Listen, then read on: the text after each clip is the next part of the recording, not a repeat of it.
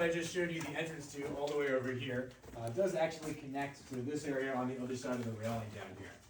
This is a spot where about 100 years ago, the first cave explorers to see this thought, wow, we found a dinosaur fossil. You come up to the railing, you'll be able to see something that looks a lot like a dinosaur skull.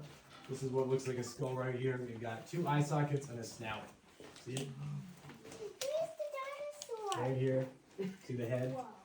So unfortunately, this is not a real dinosaur fossil. What you're seeing here is just a rock that happens to look like one by chance. Of the family? The Mayfield family. Okay. A time ago to us, but by the time that prairie dog made its way down here, the answer is that, unlike most caves in the world, we actually think that the water that formed this cave came from below us.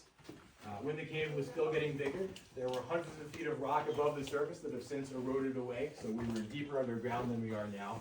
And deep underground, there was water being forced upward under pressure and flowing through cracks in the rock, like you can see up high on your left right here.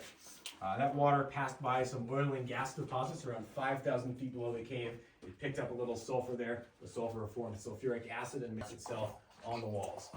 All the cave popcorn we'll see for the first 30 minutes or so. The tour, however, is dormant. It's no longer actively growing just because of how dry this part of the cave is.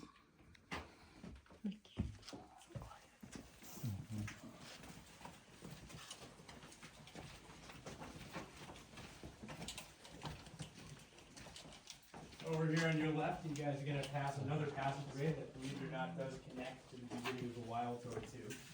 A lot of things in this cave are interconnected. And then just a bit further than that, also on the wall to the left here, we've got some markings. We've got a black arrow and then a black dot by the tail of the arrow.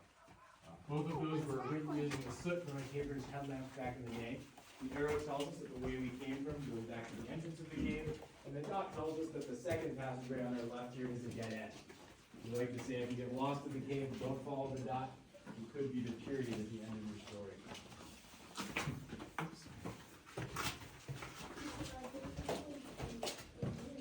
You thought there was a bird here? Well, unfortunately, I hate to break it to you, but the birds outside don't have keys. So no bats down here? Nope, we also do not have bats in this cave.